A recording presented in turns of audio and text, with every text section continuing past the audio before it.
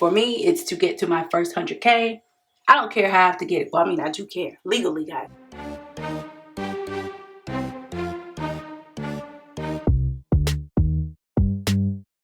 Welcome back to my channel. This is Nija here with Budgeting the Bacon, where I'm talking about how we are destroying debt in order to build up the generational wealth for our family. And today I'm going to be talking about the February investing that I did. I'm a little bit behind because I didn't actually even introduce or say what I was doing for February.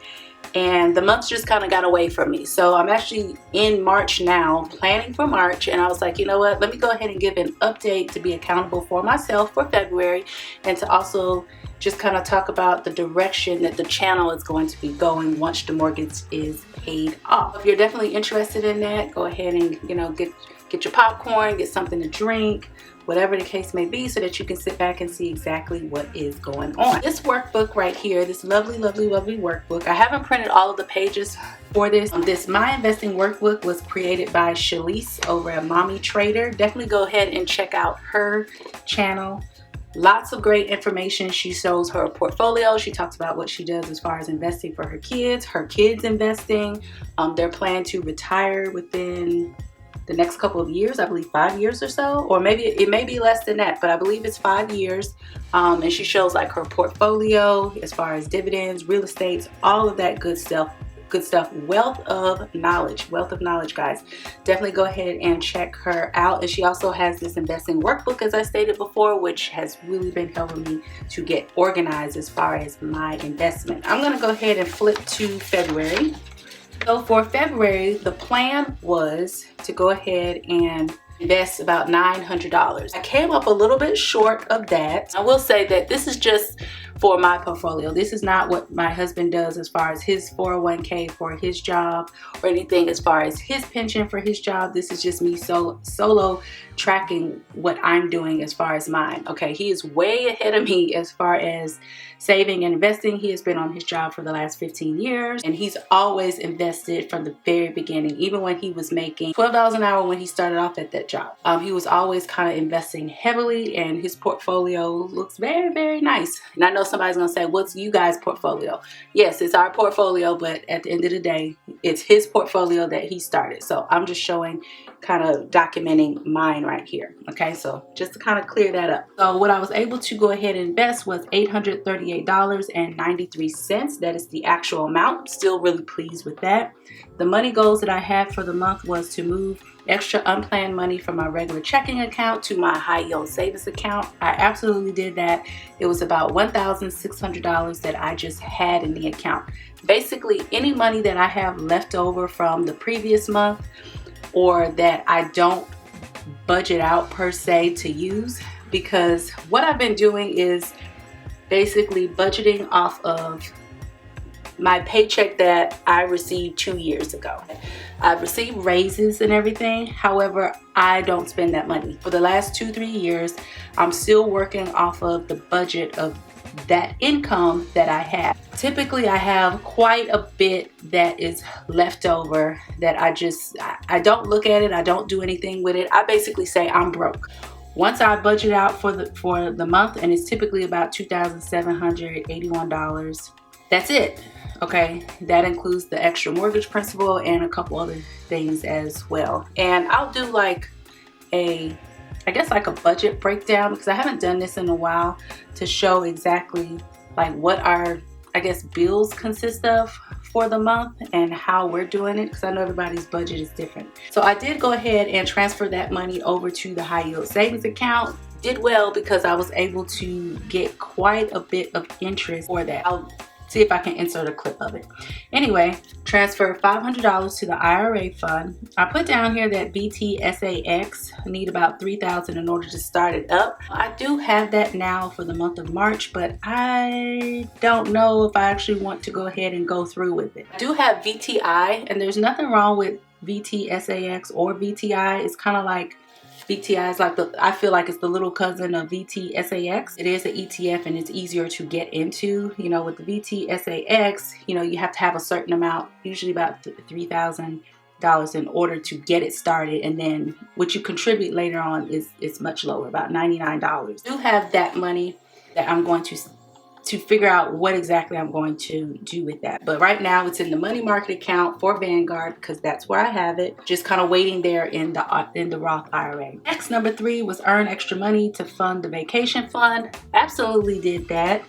I will come out with a video that shows all the ways that I earned in February, the total amount, where that money is going to be allocated, because I am going to go ahead and start up my saving challenges again. So I put all my saving challenges, well, some of them, in this binder that I will be showing you guys. Last year I didn't do any savings challenges whatsoever except the coin challenge, and so this year I wanted to go ahead and get that started again, because I do want to go ahead and fund my vacation fund as well as get some other things funded, and I'll talk about that in another video. I opened up a UPromise account. Now this wasn't originally in the plan, but somehow I ended up stumbling upon this because I'm looking for some different ways to save for my boys. They do have their own savings account, their own checking account.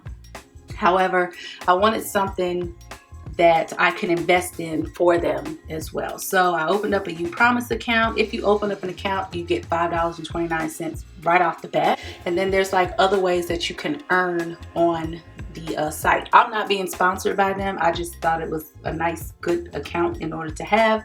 Had one years ago. For some reason, the username and password that I had is not working, so I had to open up a different account. But so far I have like $9.23 in there that I've earned over the last 2 weeks. So I figured, you know what, any little extra bit helps. You can transfer the money and link the UPromise account to a 529 account if you have that, or you can also link it to your checking account. So it does have that in the fine print, although it says that you must have like a 529 account in order to link it. You can link it to your checking account and then they will switch the money over to your checking. Pre-tax investing was the TRS, that's the teacher retirement system account that I have. Money automatically gets pulled out of there every single month without me having to do anything or without me having to say anything. So that was $338.93. And then Vanguard is where I pushed the $500 because I am trying to max out my Roth IRA this year. Now, moving down so that you guys can see. Let's adjust this a little bit. Okay, so for Vanguard, I did get some payouts for Agree. I received $1.46 in dividends. For Stag, $1.87. For Old Realty, $2.28, and this is between my traditional and Roth IRAs. And then for the money market account, where I just have that $3,000. Ooh, $300,000. Okay, we're gonna speak it into existence. Where I have that $3,000 sitting, I received $6.43. I also got a payout from M1 Finance for Apple of 62 cents. I haven't really been contributing to M1 Finance in the last couple months since September of last year. I've mainly been focusing it on Vanguard and also Robinhood. Okay.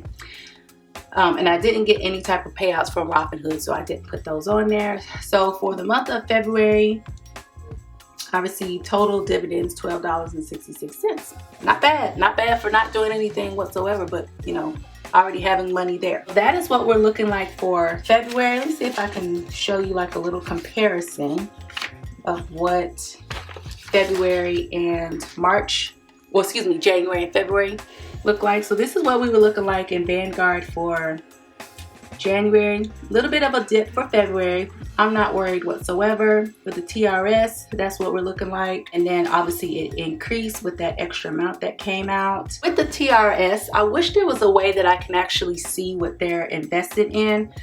Honestly, they only give me like 2%. Okay, so I'm only getting 2% interest for them. It is nothing whatsoever. So if I ever leave this job, okay, and I don't get another job in education because it's all pretty much TRS, I'm going to be taking this money out and putting it somewhere else.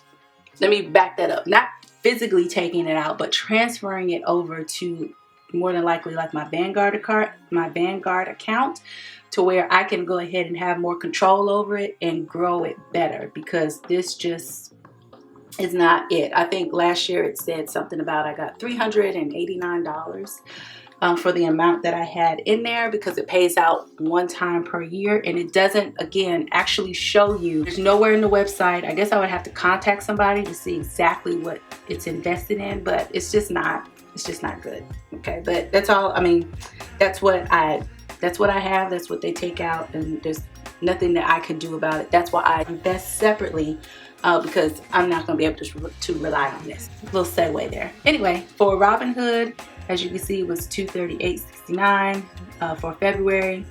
It was $221.11, and then M1 Finance, $1,218 in January. Then February, it was $1,151.06. So a little bit of a drop, okay, but that's okay. Again, I'm not worried about it. You know what I'm saying? If you are like a nervous Nelly regarding your investments, then I don't know. I don't really know what to tell you. I'm sorry. I'm not being very encouraging right now, am I? I'm not. You know what I'm saying? I'm always in it for like the long haul. If you've been following me on my mortgage-free journey, you know that once I get hyper-focused on something, I'm pretty much hyper-focused. There's nothing that's going to deter me or sway me.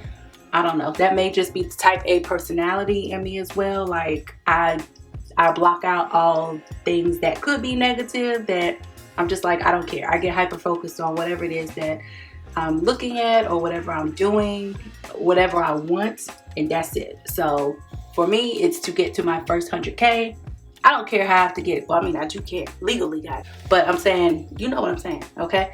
So yeah, if you happen to enjoy this video and want to be invested in this particular journey besides the mortgage free journey that I'm on, definitely go ahead and subscribe to the channel. I really appreciate each and every person that has recently subscribed to the channel, as well as those old faithful Bacon Bit Squad members. You guys know that you always get your bacon roses from me. I'm the head bacon in charge, the HBIC.